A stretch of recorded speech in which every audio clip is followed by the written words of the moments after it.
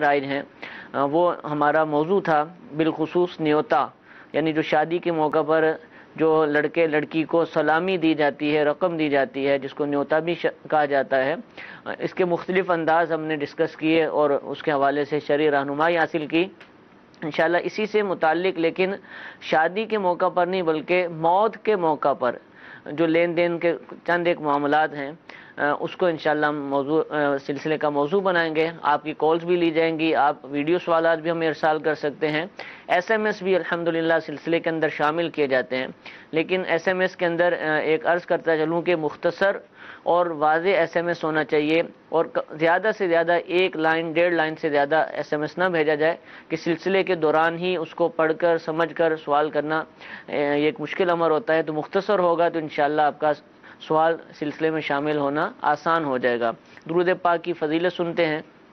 چنانچہ امیر اہل سنت دامت برکاتہم العالیہ اپنے رسالے ضیاء درود و سلام، یہ درود و سلام کے فضائل پر مشتمل جو احادیث ہیں ان پر مشتمل یہ رسالہ ہے، اس کے اندر صفحہ نمبر 4 پر نقل فرماتے ہیں نبی کریم صلی اللہ تعالی علیہ وآلہ وسلم نے ارشاد فرمایا، بے شک تمہارے نام مع شناخت مجھ پر پیش کیے جاتے ہیں، لہذا مجھ پر احسن یعنی بہترین الفاظ میں درود پاک پڑھو۔ صلو علی الحبیب صلی اللہ تعالی علی محمد صلی اللہ تعالی علیہ وآلہ وسلم۔ یہ درود پاک کی فضیلت ہم نے سنی، پڑھتے بھی ہوں گے، اس کے اندر ہے بہترین الفاظ کے اندر درود پاک پڑھو۔ تو جو ہم عام طور پہ درود پاک پڑھتے ہیں کیا یہ بھی اسی کے اندر شامل ہیں یا اور بھی عمدہ الفاظ اس کے ساتھ شامل کیے جا سکتے ہیں، یا کوئی ایسی کتابیں اگر درود پاک کے حوالے سے ہوں تو آپ ارشاد فرمائیں کہ جہاں سے ہم درود پاک پڑھ سکیں۔ الحمدللہ رب العالمین والصلاة والسلام علی سید الانبیاء والمرسلین۔ جس قدر پیارے الفاظ درود و سلام کے حوالے سے مل سکیں ان الفاظوں کا انتخاب کیا جائے۔ جس کو نہیں آتا تو صلی اللہ علیہ وسلم، یہ بھی ایک بہت پیارے اور آسان الفاظ پر مشتمل درود شریف ہے، بچے بچے کو یاد ہو جاتا ہے۔ الصلاۃ والسلام علیک یا رسول اللہ وعلی آلک واصحابک یا حبیب اللہ، یہ ہے۔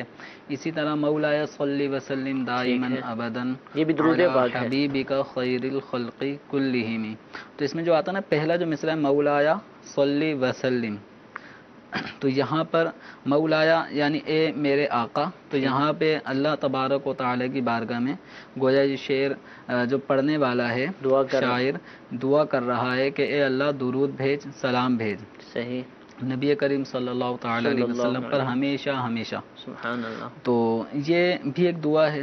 اسی طرح درود ابراہیمی ہے، وہ بھی ایک درود شریف ہے۔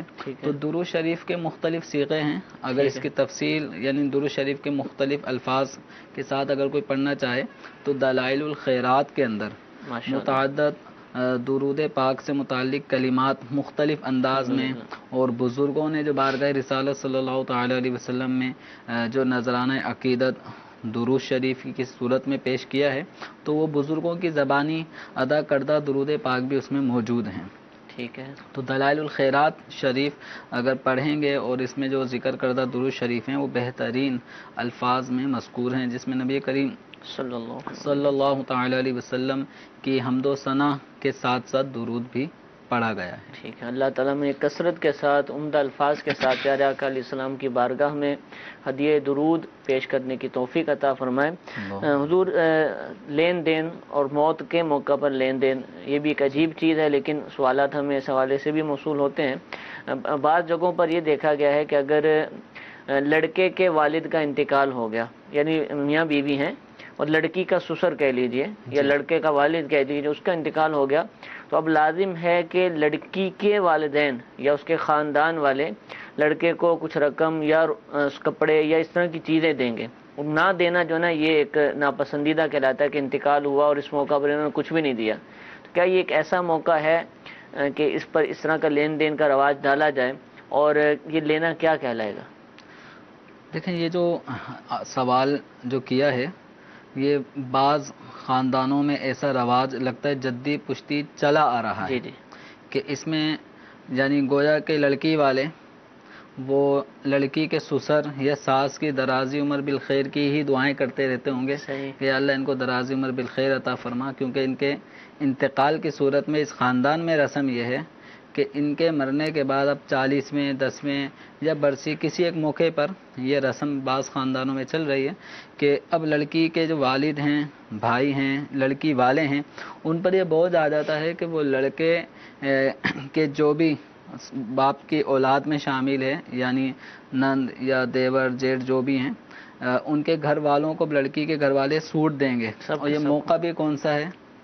انتقال کا، افسوس کا موقع. یہ کوئی خوشی کا ایسا موقع نہیں ہے کہ جس میں دینا لینا ایک عقل بھی کہے چلیں کسی حد تک گنجائش دینے لینے کی بننی چاہیے، بنتی ہے، لیکن یہاں یہ تو ایک موقع ایسا ہے کہ انتقال کسی کا ہوا، غم کا پہاڑ کسی پہ ٹوٹا، اور اس کا اثر مزید دوسرے خاندان پہ یہ پڑ رہا ہے کہ اب لڑکی کے گھر والوں پہ لازم ہے کہ ان کے ایک ایک فرد کو سوٹ پیس بھی دیں. تو یہ رسم غیر شرعی ہے. اس میں یقیناً جو لڑکی کا باپ یا سرپرست جو بھی ہوگا وہ خوش دلی کے ساتھ یہ سوٹ دینے کے لیے ایگری نہیں ہوگا. رسم ہے اور رسم ہے تو اس رسم کو پورا کرنا ہے. نہ دینے کی صورت میں لڑکی کو زندگی بھر تانے ملیں گے. تانے بھی کس بات پہ دیے جا رہے ہوں گے؟ بندہ سوچے نا اس پہ کہ ہمارے باپ کا انتقال ہوا اور سوٹ ہمارے بہن بھائیوں کو تمہارے گھر والوں نے سوٹ نہیں دیا. یہ کوئی ایسا موقع بھی نہیں بنتا کہ جس میں عقل بھی کسی طور پہ تائید کر سکے کہ اس موقع پر کوئی گفٹ وغیرہ تحفے طائف ہونے چاہیے. ٹھیک ہے. تو یہ غیر شرعی رسم ہے، اور چونکہ دینے والا خوش دلی سے دے گا نہیں. ایک سوٹ بھی اگر سستے سے سستا بھی لیا جائے جو پہننے کے قابل ہو تو 800-700 سے کم نہیں ہوگا. اور ایسی جگہوں پر تو اچھا ہی دینا پڑتا ہے. اگر سسرال میں بیٹی کے سسرال میں ہلکا دیا تو کیسے بات چلے گی؟ پھر تو وہ یہ ناک کٹتی رہے گی. 1000 کا بھی پھر سمجھ لیں کہ نہیں ہوگا. اگر گھر کے اندر 12 افراد ہیں تو 12 سوٹ کا مطلب سیدھا 12,000 کا خرچہ ہے. ٹھیک ہے. تو یہ شریعت اعتبار سے جب اس طرح کی رسمیں جب شریعت نے مشروع نہیں کی اور اس میں ایک فرد پر ایک بوجھ واضح طور پہ آ رہا ہے اور وہ دلی طور پہ اس پہ راضی بھی نہیں ہوگا، اور نہ کرنے کی صورت میں اس کے اوپر طعن و تشنیع اس پہ کی جائے گی، اس کی عزت کو نشانہ بنایا جائے گا، تو یہ رسم پھر یوں بھی ان زاویوں سے ناجائز ہو جاتی ہے. ٹھیک ہے. تو اس رسم کو ختم کریں. تو اس میں خاندان کے بڑے افراد جو ہیں وہ آگے بڑھیں، اپنا کردار ادا کریں کہ مرنا اس کو بھی مرنا ہے، اس کو بھی مرنا ہے. تو یہ رسم ختم ہونی چاہیے ہمارے خاندان سے کہ گویا اس رسم کو بھی ختم کر دیں، اس کا بھی انتقال کروا دیں. ٹھیک ہے. کہ اب ہمارے خاندان میں کسی کے بھی موت کی صورت میں، فوتگی کی صورت میں کسی دوسرے فرد پر کوئی بھی ایسا بوجھ لازم نہیں کیا جائے گا. ٹھیک ہے. امید ہے کہ مدنی چینل کے ناظرین جو دیکھ رہے ہیں اور جن کے ہاں ایسی رسم ہوتی ہے انشاءاللہ آئندہ اس رسم کو ختم کرنے کی نیت کر چکے ہوں گے، اور امید ہے کہ انشاءاللہ جو ہمارا یہ سوال جواب ہو اس کا مدنی گلدستہ بنے گا، ایک الگ سے کلپ بنے گا، تو وہ بھی اگر آپ کو میسر آئے تو آپ اس کو بھی عام کیجئے، فارورڈ کیجئے کہ بعض دفعہ خود نہیں سمجھا سکتے، کسی اور کے سمجھانے سے بھی کام چل جاتا ہے. تو مفتی صاحب کا یہ جواب اگر سنا دیں گے تو انشاءاللہ اس کے فوائد ظاہر ہوں گے. حضور آپ نے کپڑوں کے لین دین کی بات کی، ایک اور بھی رسم بعض خاندانوں میں ہے، وہ بھی کپڑوں کے حوالے سے. 40ویں کے موقع پر والد صاحب کا انتقال ہوا، 40ویں کا موقع آیا تو اب جو بھائی ہے اس کو اس کی جتنی بھی بہنیں ہیں ان کو بھی سوٹ لے کر دینا ہوتا ہے، اور اس موقع پر نہ دیا جائے تو یہ بھی برا منایا جاتا ہے. بہن کی شادی ہو گئی ہے، نہیں ہوئی، گھر میں ہے، جو بھی ہے، تو یہ بھی ایک ہوتا ہے کہ بھی سوٹ دیا جائے گا. اب بھائی امیر بھی ہو سکتا ہے، غریب بھی ہو سکتا ہے، کچھ بھی ہو سکتا ہے. تو کیا یہ دل جوئی سمجھیں گے کہ دل جوئی کے لیے دیا، یا یہ بھی ایک اسی طرح کی رسم کہلائے گی؟ ہو سکتا ہے شروع میں تو ایک آدمی دل جوئی سے دے رہے ہیں. ٹھیک ہے. لیکن یہ اگر رسم عام ہوگی صحیح، تو اس کا نتیجہ بھی وہی نکلے گا کہ بہنیں اب آئیں گی 40ویں کے موقع پر سوٹ کا مطالبہ کریں گی. بھائی کی پوزیشن ہے نہیں ہے، تو بسا اوقات بعض خاندانوں میں جو یہ رسم سنی گئی ہے، جیسے ہند کے بھی بعض شہروں میں اس طرح کی رسم جاری ہے، تو وہاں سے بھی اس طرح کی کالز وغیرہ آئی تھیں. تو یہ رسم ختم ہونی چاہیے. اب یعنی ایک غم کا موقع ہے، غم سے مراد اب یہ ہے کہ والد کا انتقال ہوا ہے، اب وہ 40ویں کا ایک موقع ہے، سال ثواب کا موقع ہے، ایک موت کا زمانہ، اپنے ہی خاندان میں ایک فرد کو موت واقع ہوئی ہے تو موت کو یاد کرنے کا زمانہ ہے. اب اس میں بھی جھگڑا کس بات پہ ہو رہا ہے؟ اگر بھائی نے سوٹ نہیں دیا تو بہنیں ناراض ہو کے بیٹھی ہوئی ہیں کہ ہمارے بھائی نے ہمارا حق نہیں دیا. صحیح. تو اس حق کے حصول کے لیے پھر جھگڑا، ساری بہنیں مل کے آواز اٹھائیں گی، تو اس طرح تو بھائیوں کی عزت کے جنازے نکلتے ہیں. تو جہاں پر یہ کیفیت ہو کہ بھائی دینے کی موڈ میں نہیں ہے, پوزیشن میں نہیں ہے, اور بہنیں بضد ہیں کہ لے کر ہی جائیں گی ورنہ جو بھی ڈنڈورا پٹتا ہوگا, تو یہ سب غیر شرعی امور ہیں, ایذائے مسلم ہے. ایک کوئی حق ایسا شریعت نے نہیں بتایا کہ جس کی وجہ سے بہنیں یہ مطالبہ کریں کہ اس موقع پہ ہمیں سوٹ چاہیے. ٹھیک ہے. تو ایسا کوئی حق نہیں ہے بہنوں کا, تو اس رسم کو بھی ختم ہونا چاہیے. ہاں, بھائی اپنے والد کے ایصال ثواب کے لیے غریبوں میں اگر اس طرح کوئی لباس, سوٹ پیس تقسیم کرے کہ اب یہ مسلمان کی ستر پوشی ہوگی, پھر یہ ایک مسلمان نمازی بھی ہے, نیکوکار بھی ہے, وہ یہ کپڑے پہنے گا اور نماز پڑھے گا, دیگر عبادات کرے گا, تو یوں والد صاحب کو بھی ثواب پہنچے. ٹھیک ہے. تو اس طرح کی رسمیں عام طور پہ اس طرح رکھا جاتا ہے, کچھ نہ کچھ میت کے 40ویں کے موقع پر کوئی سوٹ, اگر وہ مطلب جو چیزیں لباس کے طور پہ استعمال کرتا تھا تو عام طور پہ اسی ٹائپ کے لباس وہ ایصال ثواب میں غریبوں کو دیے جاتے ہیں. خواتین کا انتقال ہوتا ہے تو لیڈیز سوٹ اس طرح کا اہتمام کر کے کسی غریب عورت کو دے دیا جاتا ہے. تو یہ تو ایک عقل میں بھی بات آتی ہے کہ بطور ایصال ثواب اس طرح کا کام کیا جائے, لیکن بطور حق بہنوں کے کا آ کر یوں اپنے بھائیوں کے آگے رونا کہ ہمیں سوٹ چاہیے ورنہ جھگڑا ہوتا ہے, تو یہ ہر جگہ ایسا نہیں ہے. چونکہ ہمارا دارالفتہ اہل سنت یا مدنی چینل کے ذریعے سے یہ چونکہ دنیا کے کونے کونے میں جہاں جہاں مسلمان بستے ہیں, مدنی چینل کی بھی وہاں تک رسائی ہے. مختلف لوگ مختلف ممالک میں مدنی چینل دیکھ رہے ہوتے ہیں, تو جہاں جہاں یہ رسمیں ہیں تو مدنی چینل ان سب حوالے سے مدنی چینل کے ذریعے سے ایک شرعی حکم عام کیا جا رہا ہے. تو اس طرح کی رسم جہاں پر ہے تو اس کو ختم ہونا چاہیے. اچھا, اسی طرح ایک اور بھی سوٹ کا معاملہ ہمارے پاس میسیج بھی آیا تھا, وہ یہ ہے کہ عدت جب والدہ کی عدت ختم ہوتی ہے یا عورت کی عدت کہہ لیں, لیکن والدہ کے ساتھ خاص تھا وہ سوال, تو اس وقت بھی بیٹوں پر اولاد پر یہ ہوتا ہے کہ بھی اس کو سوٹ لے کر دینا ہے. یعنی یہ بھی ایک رسم کے طور پر ہے, ویسے اگرچہ گھر میں انڈرسٹینڈنگ ہے, اولاد ساتھ ہی رہتی, لیکن یہ ایک رسم ہے کہ لے کے دیا جائے گا. تو کیا ایسی شرعی اعتبار سے تو ایسی کوئی رسم نہیں ہے. بھائی یوں سمجھ لیں کہ عدت کا زمانہ جو عدت وفات ہے تو وہ عدت کا زمانہ سوگ کا زمانہ ہوتا ہے عورت کے لیے.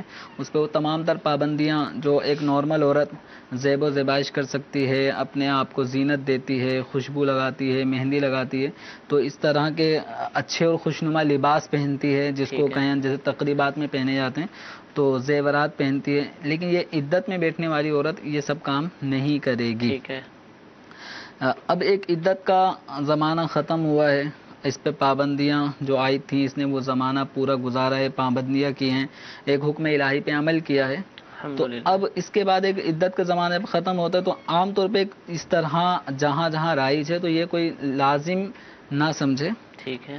اور پھر یوں اپنی والدہ کے لیے کوئی سوٹ کا اہتمام کرتا ہے تو اس میں حرج نہیں ہے. اپنے طور پر ویسے ہی چونکہ ویسے ہی والدہ کے لیے عام طور پہ عید, بقرعید اور دیگر مواقع پر اولاد جو ہوتی ہے سعادت مند, وہ کچھ نہ کچھ لباس ان کے بناتی رہتی ہے. بچپن میں جب ہم چھوٹے تھے تو ہمارے ماں باپ نے ہمیں لباس فراہم کیے, تو جب یہ بوڑھے ہو چکے کمانے کے قابل نہیں ہیں تو اب یوں اولاد اپنے والدین کے لیے سوٹ وغیرہ لباس کا اہتمام کرے تو اس میں یقیناً اجر و ثواب کا ایک پہلو ہے.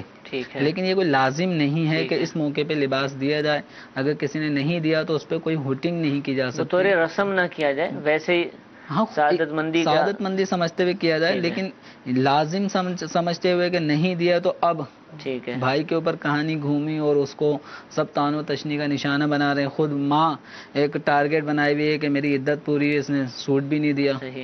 تو یہ چیز مطالبہ یوں نہ کرے. اچھا, عدت ظاہر جو سوالات لوگ پوچھ رہے ہیں, لگتا ہے یہ بھی کوئی ایک رسم سمجھ لی. عدت سے اٹھنا, عدت سے اٹھنے کے لیے کیا کرنا ہوگا, عدت سے کس وقت اٹھ سکتے ہیں, عدت سے اٹھنے کے بعد مسجد میں لے کے جانا ہے, عدت سے اٹھنے کے بعد یہ تو کیا کوئی ہے ایسا شریعت میں کانسیپٹ کہ یہ کوئی کام جیسے اعتکاف سے اٹھانے جاتے ہیں, یہ بھی ہم بچپن سے سنتے آ رہے ہیں, بھی کہاں گئے ہوئے سارے اعتکاف سے اٹھانے گئے ہوئے ہیں. تو کیا یہ ایسی چیزیں ہیں کہ جیسے عدت 4 مہینے 10 دن کسی عورت کے عدت کے وفات کے پورے ہو رہے ہوتے ہیں تو بہن بیٹیاں اور یہ سب ایک شاید اہتمام ہوتا ہے کہ والدہ عدت سے اٹھ رہی ہیں, عدت ختم ہو رہی ہے.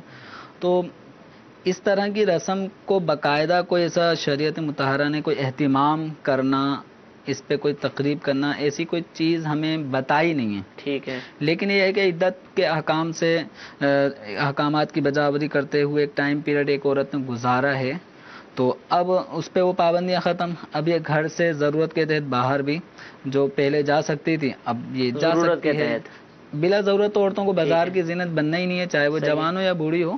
لیکن جیسے پہلے اپنی بیٹی کے بھی گھر نہیں آ سکتی تھی، بیٹی کے سسرال، وہ عدت میں گھر سے باہر نہیں نکلیں گے، اب یہ جا سکتی ہے.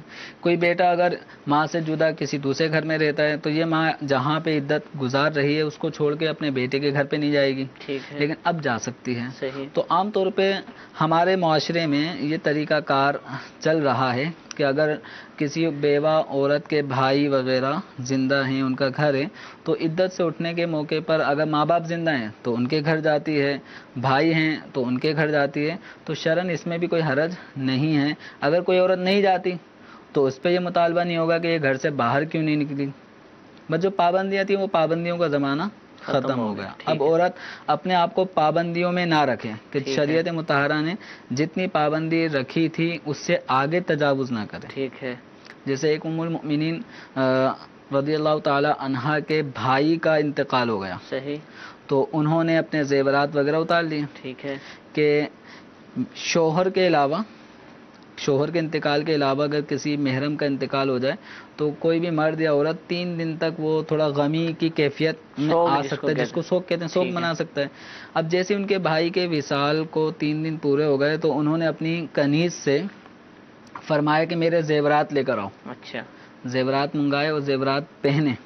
ساتھ میں یہ حدیث بھی بیان فرمائی جس کا خلاصہ یہ کہ عورت کو سوائے شوہر کے کسی اور کی وفات پہ 3 دن سے زیادہ سوگ نہیں کرنا چاہیے. ٹھیک ہے. ٹھیک ہے. تو اس حوالے سے ازواج مطہرات رضی اللہ تعالی عنہا کا یہ عمل ہمیں بتا رہا ہے کہ جتنی ایک لمٹ شریعت نے ممانعت کی رکھی تھی اتنی ممانعت کا وقت گزرنے کے بعد اب روٹین پر آ جائے. تو انہوں نے زینت کے لیے جو زیورات استعمال کیے، تو ایسی عورت نے 4 مہینے 10 دن جو عدت گزاری تو اس کے گزارنے کے بعد اب وہ زیورات وغیرہ جو بھی چوڑیاں، بالیاں، لاکٹ وغیرہ یہ پہنے اور بالکل جو حکم جواز پہلے تھا اسی حکم جواز پر دوبارہ عمل کرنا شروع کر دیں. اچھا، یہ جو حدیث پاک آپ نے سنائی، خلاصہ سنایا، اس کا یہ جو انداز اپنا ہے یہ حکم شرعی بیان کرنے کا نا. جی. اب اس کا یہ مطلب نہیں ہے کہ اب 3 دن گزرنے کے بعد گھر میں جو پارٹی ہو رہی ہے یا خوشیوں کا، جو خوشی کا اظہار نہیں، غم کی ہی کیفیت تھی، لیکن اس غم کی کیفیت کو جتنی شریعت کے تقاضوں کے مطابق جتنی شریعت نے لمٹ رکھی تھی اتنی لمٹ تک تو انہوں نے ادا کرنے کے بعد اب مزید چوتھے 5ویں دن وہ غم کی کیفیت کو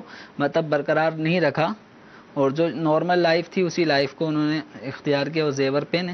اس نے ایک حکم شرع چونکہ نبی کریم صلی اللہ تعالی علیہ وآلہ وسلم کے اقوال افعال کا جو مشاہدہ ازواج مطہرات نے کیا تھا، اب وہ اقوال افعال اور احکامات جو انہوں نے سنے تھے امت کی خواتین تک بھی تو پہنچانے تھے. تو اس لیے انہوں نے پریکٹیکلی اس کام کو کیا تاکہ امت کی خواتین کو جب ایسا کوئی مرحلہ آئے تو اس کے مطابق وہ عمل کر سکیں. ٹھیک ہے، جزاک اللہ. بہت سارے اب یہ فوتگی کے حوالے سے انتقال کے معاملات جو ہے نا وہ ہمارے پاس میسیجز آنا شروع ہو گئے ہیں. انشاءاللہ کچھ یہ بھی شامل کریں گے، اور بھی سوالات ہیں لین دین کے حوالے سے وہ بھی شامل کریں گے، لیکن پہلے آپ کی کالز. جی پہلی کال چلائیے. میرا سوال یہ ہے کہ ہمارے گاؤں میں یہ روٹین ہے کہ جس نے جوڑا 5,000 دیا ہے اس کو 10,000 دینا پڑتا ہے، ڈبل دینا پڑتا ہے. اس کے بارے میں ہماری رہنمائی ہماری. جی حضور، یہاں ڈبل یعنی ان کے سوال سے کہ فکس ہے، ڈبل ہی دینا ہوگا. تو اس کچھ زیادہ نہیں، ڈبل. نیوتا کے حوالے سے جو ہم نے تفصیل پچھلے سلسلے میں بیان کی تھی اس میں یہ تھا کہ 5,000 اگر انہوں نے کسی کی دعوت پر دیے ہیں تو اب جب ان کے ہاں دعوت ہوگی تو وہ 10 دے گا، لیکن جب وہ 10 دے گا تو 5 جو انہوں نے دیے تھے وہ 5 واپسی آ گئے. اب جو مزید 5 اضافی ہیں وہ ان کے اوپر قرض چڑھ گیا. اب یہ جب اگلی دفعہ اس کی طرف لے کے جائیں گے تو ان کو وہ قرض ادا کرنا ہے 5,000 روپے، تو ان کے اوپر یہ قرض ہوگا. صحیح، ٹھیک ہے. ہم نے تفصیل سے اس کو ڈسکس کیا تھا. تو سلسلہ نمبر 932 چل رہا ہے، تو 931 اور 930 دونوں اسی حوالے سے اگر آپ چاہیں تو دعوت اسلامی کی ویب سائٹ سے ان سلسلوں کو حاصل کر کے تفصیل سے اس کے احکام معلوم کر سکتے ہیں. جی ایک اور کال چلائیے. ہمارے یہاں جب رشتے طے ہوتے ہیں تو کھانا پکاتے ہیں اور دعوت دیتے ہیں، یہ کرنا کیسا؟ جی حضور. شرعی حوالے سے اس میں بھی کوئی حرج نہیں ہے کہ ٹھیک کوئی ہے۔ آپ کے گھر مہمان کے طور پر آیا ہے ٹھیک ہے، تو وہ موقع مہمان کے آنے کا ایک خوشی کا موقع ہے، تو اس میں صحیح۔ دعوت وغیرہ کا اہتمام کرنا اس میں کوئی حرج نہیں ہے۔ ٹھیک ہے جی، ایک ویڈیو سوال آپ چلائیے گا۔ مفتی صاحب، میرا سوال یہ ہے کہ میں نے سنا ہے کہ قبر میں مردہ عیسائی ثواب کے لیے منتظر ہوتا ہے، کیا یہ صحیح ہے؟ جی حضور، انہوں نے سنا ہے تو کیا ٹھیک سنا اس ہے؟ مضمون کی روایت امام بیہقی رحمۃ اللہ علیہ نے شعب الایمان کے اندر ذکر فرمائی ہے، جس کے الفاظ کو جس طرح ہے کہ نبی کریم صلی اللہ تعالی علیہ وسلم نے ارشاد فرمایا کہ مردہ جب قبر کے اندر ہوتا ہے تو اس کی حیثیت ایسی ہوتی ہے جیسے کوئی غرق ہو رہا ہو پانی میں اور وہ مدد کے لیے پکار رہا ہوتا ہے، تو جس طرح غرق پانی میں ہونے والا شخص مدد کے لیے چیخو پکار کر رہا ہوتا ہے بچاؤ بچاؤ، تو مردے کی کیفیت کچھ ایسی ہی ہوتی ہے، اور وہ دعا کا طلبگار ہوتا ہے کہ اس کے والد کی طرف سے یا اس کی ماں کی طرف سے، اس کے بھائی کی طرف سے، اس کے دوست کی طرف سے کوئی دعا اس کو پہنچے۔ تو حدیث مبارکہ میں فَإِذَا لَحِقَتْ ہو کہ جب اس کو اس کے باپ، بھائی، ماں، دوست وغیرہ کی طرف سے دعا پہنچتی ہے، کَانَ أَحَبَّ إِلَيْهِ مِنَ الدُّنْيَا وَمَا فِيهَا، تو یہ دعا کا ملنا اس کے لیے دنیا اور ما فیہا سے زیادہ عزیز اور محبوب ہوتا ہے۔ اور ایک اور حدیث مبارکہ کے آگے مزید الفاظ ہیں کہ اہل زمین جب اپنے فوت شدہ مسلمانوں کے لیے دعا کر رہے ہوتے ہیں تو اللہ تبارک و تعالیٰ ان کی دعاؤں کی برکت سے پہاڑ جیسے چیزوں کو میت کی قبر میں داخل کرتا ہے، یعنی خوشیوں کا ایک بہت بڑا سامان جو ہے ان کو مل رہا ہوتا ہے۔ اور نبی کریم صلی اللہ تعالی علیہ وسلم نے ارشاد فرمایا کہ زندہ کا مردوں کے لیے جو تحفہ ہے وہ الاستغفار لہم، ان کے لیے دعائے مغفرت کرنا ہے۔ ماشاءاللہ۔ تو میت جو قبر میں ہے وہ محتاج ہے، منتظر ہے کہ ہمارے والد، والدہ، بھائی، دوست، احباب یہ کچھ نہ کچھ ہمارے لیے ہاتھ اٹھا کے دعائے مغفرت ہی کر دیں۔ تو جب ان کے لیے دعائے مغفرت کی جا رہی ہوتی ہے تو یہ پہاڑوں کی طرح ایک سامان اللہ تعالیٰ ان کو مطلب تحفے کے طور پہ عطا فرماتا ہے، جو ان کو پہاڑ جتنا یعنی بڑا دکھائی دیتا ہے کہ اتنی عظیم چیز ہمارے گھر والوں کی طرف سے ہمیں نصیب ہوئی ہے۔ تو اس لیے میت کو اپنی دعاؤں میں ہمیں یاد رکھنا چاہیے۔ ماشاءاللہ۔ ہم جو دعا پڑھتے ہیں نماز کے اندر، رب اغفر لی ولوالدی وللمؤمنین یوم یقوم الحساب، تو اس کے اندر بھی یہ ہے کہ اپنے لیے بھی مغفرت کی دعا کریں، اپنے والدین کے لیے بھی دعا کریں، اور یہ دعائے ابراہیم ہے۔ ٹھیک ہے۔ حضرت ابراہیم علیہ السلام کی دعا کو ہم نماز میں پڑھ رہے ہوتے ہیں تحیات کے موقع پر، تو ابراہیم علیہ السلام جو اللہ کے نبی ہیں وہ اپنی بخشش کے ساتھ ساتھ اللہ تعالیٰ کی بارگاہ میں اپنے والدین کے لیے بھی بخشش کی دعا کر رہے ہیں، بلکہ مسلمانوں کے لیے بخشش کی دعا کر رہے ہیں۔ تو ایک نبی علیہ السلام کی یہ سنت ہے کہ والدین کے ساتھ ساتھ مسلمانوں کے لیے بھی وہ دعائیں مغفرت کرتے ہیں۔ تو ہمیں بھی چاہیے کہ اپنے فوت شدہ مسلمانوں کے لیے دعائیں مغفرت کریں، کہ ان دعائیں مغفرت کرنے کی برکت یہ ہے کہ ایک حدیث مبارکہ کا مضمون یہ ہے کہ میری امت گناہ لے کر قبروں میں جائے گی، اور جب قبروں سے نکلے گی تو ان کے نام اعمال میں گناہ مٹ چکے ہوں گے۔ تو اس کی وجہ کیا ہوگی؟ تو اس کی وجہ یہی ہوگی کہ بعد والے جو مسلمان تھے ان فوت شدہ مسلمانوں کے لیے دعائیں مغفرت کرتے رہے ہیں۔ تو ان غائب فوت شدہ مسلمانوں کے لیے اللہ تعالیٰ کے حضور مغفرت کی دعا کرنا، یہ گویا ان کے گناہوں کی مٹانے کا ایک ذریعہ بنے گا۔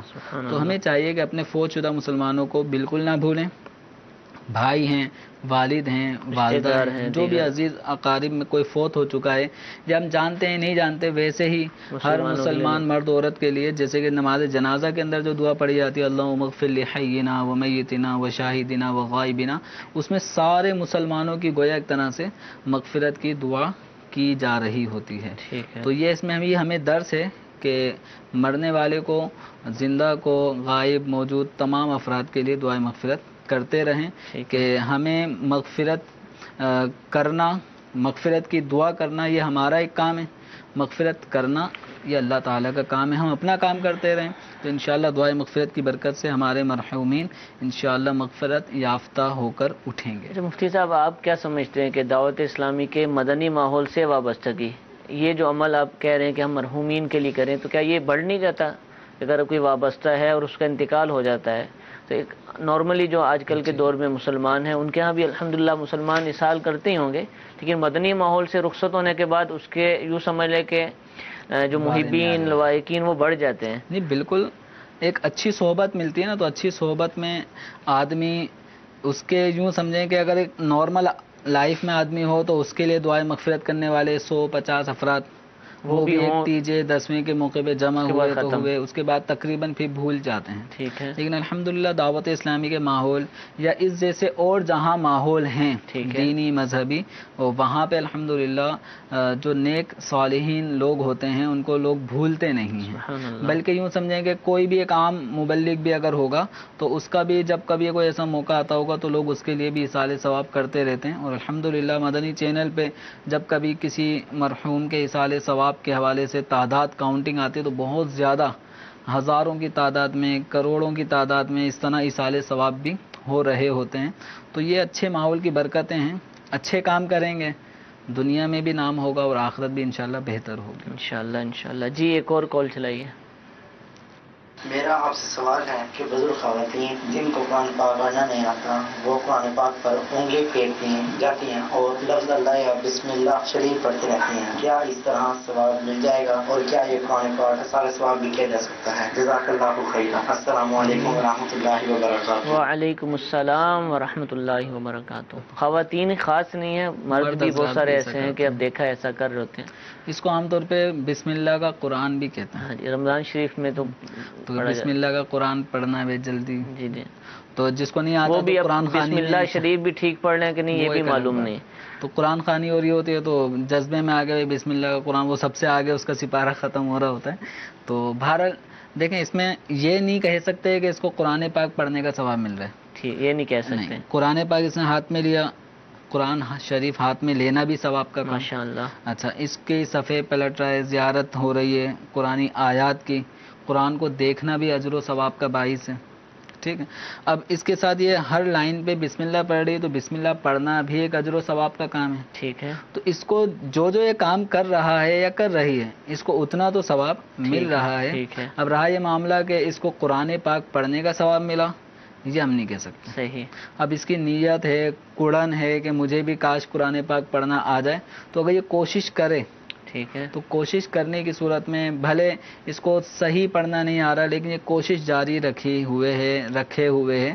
تو حدیث مبارکہ کا مضمون ہے کہ جس کو قرآن پاک پڑھنے میں دشواری ہو رہی ہوتی ہے تو صحیح پڑھنے والے کے مقابلے میں دشوار جس کے لیے قرآن پاک پڑھنا ہو رہا اس کو دگنا اجر ملتا ہے. سبحان اللہ سبحان اللہ. تو اب یہ ہے کہ وہ کوشش بھی کرے. یہ نہیں کہ جب قرآن خوانی کا موقع ہو تو بسم اللہ میں مجھے پڑھنا ہی نہیں آتا تو اپنے ان پڑھ ہونے کا یوں سب کے سامنے اعلان کیوں کیا جا رہا ہے؟ ٹھیک ہے. تو اس کا مطلب ہے قرآن پڑھنا نہیں آتا تو نماز میں قرآن پڑھا جاتا ہے تو وہ کیسے پڑھا جاتا ہوگا؟ ٹھیک ہے. تو اس لیے قرآن پاک جیتے جی ہر مسلمان کو صحیح طور پہ پڑھنا چاہیے. بالخصوص جو نماز میں آیات پڑھی جاتی ہیں، دعائیں پڑھی جاتی ہیں، ان کو صحیح مخارج کے ساتھ پڑھنا سیکھیں تاکہ نماز کی ادائیگی بہتر طریقے سے ہو سکے. تو یوں بسم اللہ شریف پڑھتے رہنے سے بسم اللہ کا ثواب ملے گا. اس کو ایصال ثواب کرنے کے حوالے سے بھی پوچھا تو کوئی بھی نیک عمل چاہے وہ قرآن کی تلاوت ہو، ذکر و اذکار ہو، نماز، روزہ، حج، زکوٰۃ، کوئی بھی نیک عمل ہو تو اس کا ثواب اپنے مرحومین کو ایصال کیا جا سکتا ہے. تو یہ جو بسم اللہ شریف پڑھی، قرآن شریف کی زیارت کی، ہاتھ میں قرآن جو بھی نیک اعمال کیے تو اس کا ثواب وہ پہنچا سکتے. اس کو یہ نہیں کہیں گے کہ میں نے قرآن کا ثواب پہنچایا، یہ نہیں کہیں گے. ٹھیک ہے. اگر آپ عمر میں بہت زیادہ ہیں، یعنی بڑے ہو چکے ہیں یا بوڑھے ہیں، جوان ہیں، اور آپ نارملی جو مدارس ہوتے ہیں کہ جہاں پر بچے عام طور پہ قرآن پاک سیکھتے ہیں وہاں نہیں جانا چاہتے یا آپ کو موقع نہیں مل پا رہا، تو الحمدللہ دعوت اسلامی نے بالغان یعنی اس میں بزرگ بھی آ سکتے ہیں، جوان بھی آ سکتے ہیں، ان کے لیے بھی الحمدللہ قرآن پاک سیکھنے کا موقع فراہم کیا ہوا ہے. اور الحمدللہ ہزاروں لاکھوں مسلمان ان مدارس میں جا کر قرآن پاک کی تعلیمات حاصل کر چکے ہوئے ہیں. عام طور پر یہ مرد حضرات کے لیے مساجد میں عشاء کی نماز کے بعد یا فجر کی نماز کے بعد یا حسب ضرورت علاقوں میں اس کی ترکیب ہوتی ہے. یہ مدرسۃ المدینہ بالغان لگائے جاتے ہیں، ان میں الحمدللہ قرآن پاک بھی سکھایا جاتا ہے پڑھنا، اور ساتھ ہی ساتھ دیگر دینی مسائل، بہت ساری سنتیں اور آداب کا بھی علم الحمدللہ حاصل ہوتا ہے۔ اور اسلامی بہنوں کے لیے جو ہے وہ گھروں کے اندر پردے کے ساتھ گلی محلوں کے اندر مختلف جگہوں پر اس کا اہتمام ہوتا ہے۔ وہ اسلامی بہنیں اپنے علاقے کی جو اسلامی بہنیں ہیں، ذمہ دارہ ہیں، ان سے معلوم کر سکتی ہیں کہ کہاں پر اس کا اہتمام ہے۔ اور ساتھ ہی ساتھ جن ممالک میں ایسا اہتمام نہیں ہے، دعوت اسلامی فی الحال مدرسہ نہیں لگا پائی، وہاں پر الحمدللہ آن لائن انٹرنیٹ کے ذریعے مدرسۃ المدینہ آن لائن کا اہتمام ہے۔ پاکستان کے بھی مسلمان اس سے استفادہ کر سکتے ہیں۔ آپ دعوت اسلامی کی ویب سائٹ کے ذریعے اس جو ہمارا مدرسۃ المدینہ آن لائن کا ڈپارٹمنٹ ہے، اس سے رابطہ کیجیے، انشاءاللہ ممکنہ صورت میں آپ کو بھی داخلہ مل جائے گا۔ اللہ تعالیٰ ہم سب کو صحیح معنوں میں قرآن پاک سیکھنے پڑھنے کی توفیق عطا فرمائے۔ جی ایک اور کال چلائیے۔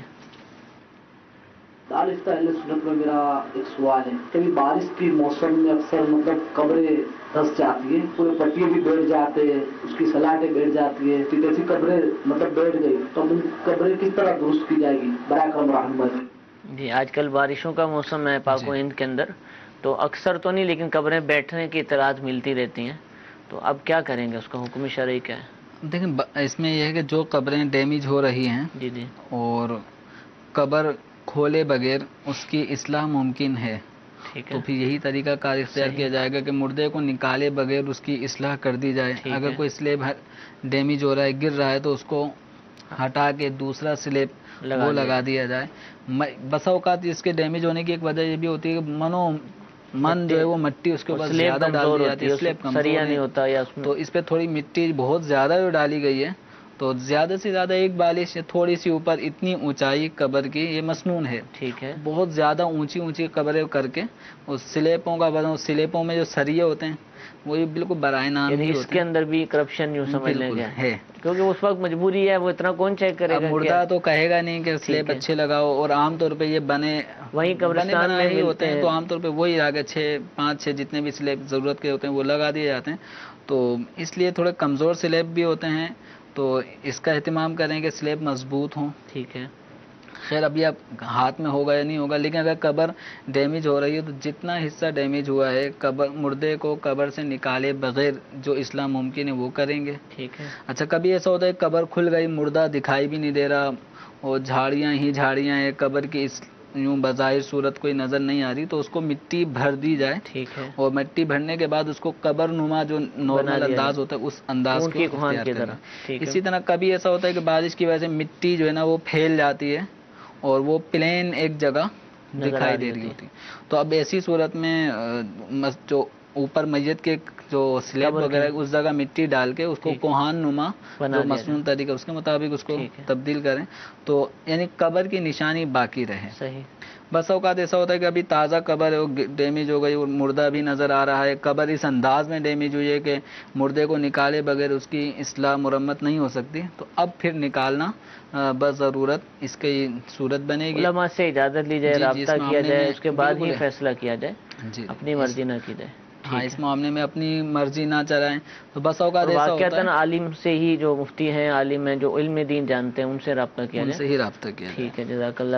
تو حضور ایک دو سوال، وہ جو ہمارا موضوع چل رہا تھا، ایک صورت یہ ہوتی ہے، لین دین تو نہیں کہیں گے لیکن کسی پر پیسے لازم آنے کی صورت، کہ جب انتقال ہوتا ہے، والد کا جیسے انتقال ہو گیا، تو اس وقت اعلان ہوتا ہے کہ اگر کسی نے میت سے کچھ وصول کرنا ہے، لینا ہے، کچھ آتا ہے، تو اس کے